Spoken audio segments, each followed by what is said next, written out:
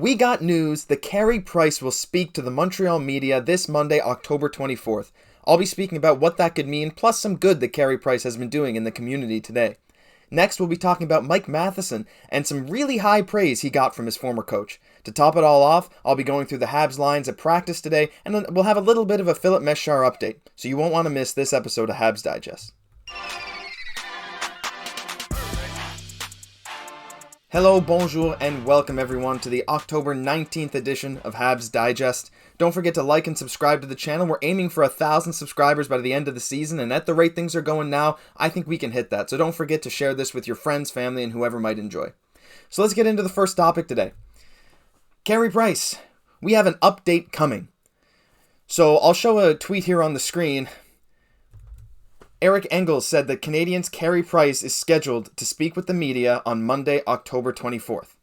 Now, we haven't heard much about Carey Price in the last little while. Of course, during the first game of the season, the opening ceremonies, he came out in his amazing cowboy hat, saluted the crowd, got one of the bigger ovations we've seen in a while at the Bell Center. We all love Carey Price. I've put his jersey up in the background for this video. I've switched out the jerseys a little bit. I'll be doing that a little more often. But Carey Price, we haven't heard much from him recently.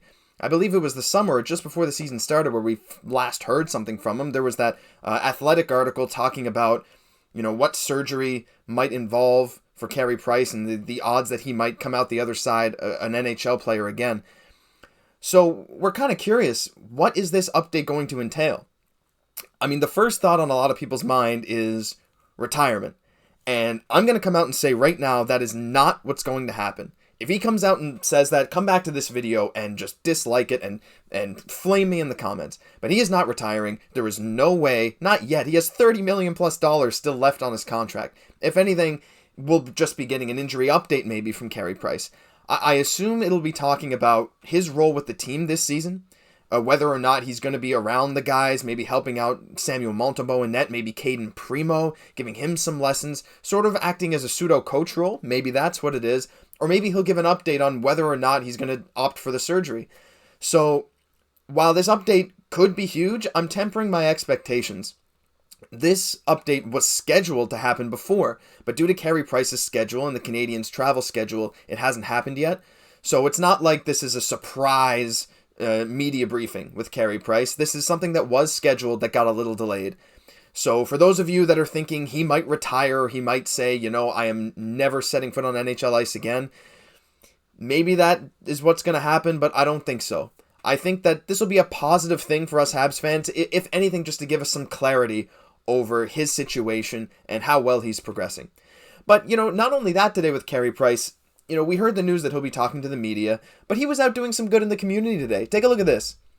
The RDS Twitter account tweeted, Carey Price est au Centre Bell pour donner des autographes et prendre des photos avec les donneurs et les donneuses. He's out there in the Bell Center signing autographs and taking pictures with blood donors today.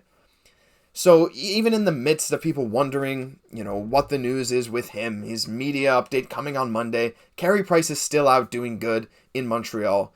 And, if you're a Montreal fan, there's probably no one other than Carey Price that you'd rather meet, engage with, if you're in Montreal, especially if you're out donating blood. Imagine you come to the Bell Center to donate blood and, one of your hockey heroes, Carey Price, comes in and signs autographs and takes pictures with you. It's just another reason to love the guy and why he is, probably my favorite Montreal Canadien of all time. So moving on from Carey Price, we got a bit of Mike Matheson news. So after Montreal played Pittsburgh last night, of course, Pittsburgh was Mike Matheson's team last year. We shipped out Jeff Petrie in this offseason, and we acquired, Jeff Petrie and Ryan Poehling, who we saw both play against Montreal the other night. We shipped them out, and we got Mike Matheson back. Mike Matheson was a very solid defenseman last year. He signed a large contract a number of years ago, but he still hasn't made his debut for the Montreal Canadiens. He looked pretty good in the preseason and in training camp, but of course he's been out since the start of the season, or about 1 week into his 8-week-long injury. That was the update, his upper body injury. He'll be out for 8 weeks, so we won't see him till December. But he looked good, and we're excited to see what he looks like when he comes back. And even more excited now after this quote from Penguins coach Mike Sullivan after the Montreal and Pittsburgh game.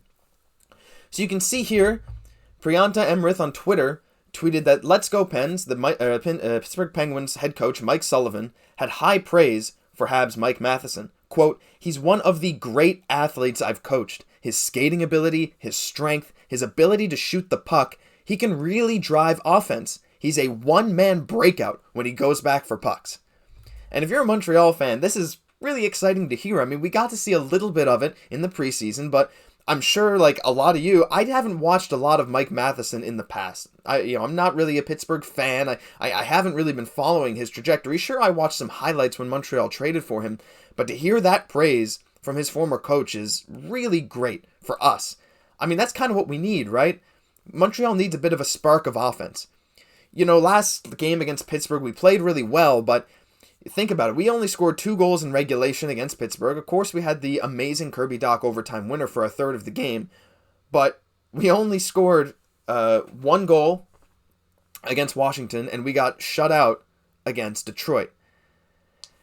So Montreal needs some offense, right? We need an offensive spark. We're getting there a little bit with the line changes we've seen recently. Montreal is getting a few more opportunities. I thought we played really well against Pittsburgh. We had almost 40 shots, which is great news, but being able to get Mike Matheson back, this, as Mike Sullivan puts it, this one-man fast break defenseman to come in and spur our offense even more, I'm super excited to see that, and I think it'll be super valuable to Montreal to have him back. Now, the question is, with Mike Matheson coming back in a number of weeks, I wanted to hear what your guys' thoughts are on who might get sent down. Because not only Mike Matheson, we have Joel Edmondson, who's going to be back at some point soon. Him and Yoel Armia both took skating alone today, but there's still no timeline for either of them. But let's say Edmondson comes back maybe around the same time as Mike Matheson. Who gets sent down? Because they're both left defensemen. My thoughts, personally, so far this season, well, Corey Schueneman is the number 1 pick because him and Caden Primo have kind of been swapping depending on which position we need. So I think Schueneman will be full-time AHL. He hasn't set foot on the ice yet for Montreal this season. I think that's a no-brainer if he's still on the roster by the time that they come back. But I think the big one, and it hurts me to say it, but I think Arbor Jackeye is probably the guy losing his spot to Mike Matheson or Joel Edmondson when they come back. There is no way Caden Gooley is getting sent down after the performance that he's been putting on. And there's no way Jordan Harris is getting sent down. He has been really, really strong this season. So it'll make for, a really interesting defensive core. How will Montreal handle having those 4 left-handed defensemen in Matheson, Edmondson, Gooley, and Harris? I assume we'll slide Harris over to the right D spot. He's had some experience playing that previously in his career. Maybe Kovacevic comes out of the lineup. I'm not sure. But it's something to keep an eye on for sure. So, speaking of, defensive partners, some combinations, let's get into the Canadiens' lines this morning, and they didn't change. Clearly, Martin St. Louis really, really liked what he saw in Pittsburgh. I mean, I liked what I saw. I thought that was Montreal's best game of the season, bar except maybe the first game. I think their first game against Toronto was probably their best. But other than that, this game against Pittsburgh was fantastic. We took them to overtime. We had a weak second period, sure, but we took them to overtime and we managed to beat them. So Martin St. Louis decides, well, I'm not going to change anything. According to Arpon Basu, who of course was at Canadiens practice this morning, we're going with the same thing. Caulfield, Suzuki, Monahan, which was a dominant first line in that game against Pittsburgh. Dadonov, Dvorak, and Gallagher, which, I kind of wish we saw a little bit of a switch up there. I personally would like to see Uri Slafkovsky there, but Marty knows what he's doing. I'm not a coach. Marty is. We got Drouin, Dach, and Anderson, which I thought was an awesome line. I thought Drouin fit in really well there. And finally, that 4th line, which played really well last game, in Slafkovsky, Evans, and Hoffman. And the defensive pairings are the same. You can have a look there. Jackeye, Weidman, Harris, Kovacevic, and Gooley and Savard. So no real surprises there. I mean, after a game like we played against Pittsburgh and after an off day, Marty saw something click. In key moments of the game, these guys came together and they played well. Monahan played amazing. Gooley, obviously, still on the first pairing D. But I wanted to give you guys an update because usually you'll see, especially a team like Montreal where the roster isn't the strongest, you see some switch-ups every now and then, but Coach Marty said no, not after that game. We're going to come into our games this week strong, and we're going to come in with the same roster we put out against Pittsburgh, hoping for another win. So just one more topic to talk about today, and that's just a quick Filip Mesar update. So, last news update, or 2 news updates ago, I believe, I spoke about Filip Mesar and that he was sent down to the OHL because he played 1 game with Laval this season on the 4th line, and they decided, you know what, for your development, we're better off sending you back to the OHL. But we got an update today on who his line mates may be. So he'll be playing with Francesco Pinelli and Carson Rehkopf. So, you've probably never heard these names, and to be honest, I had heard of Pinelli, but I had never heard of Rehkopf. But Francesco Pinelli was drafted in the second round this past season, or this past entry draft, and he was a fairly highly touted prospect. And Carson Rehkopf he projects to be probably maybe a mid-late first-round pick, maybe second-round pick this year. It's possible he goes in the first round. And they're both point-per-game players in the OHL. So Filip Mesar is playing with some great line mates in the OHL, and I think that's great for his development, but there is one concern. Francesco Pinelli is a center, and as we saw in training camp, Filip Mesar really thrives when he can bring the puck up through the middle and play center with a couple wingers.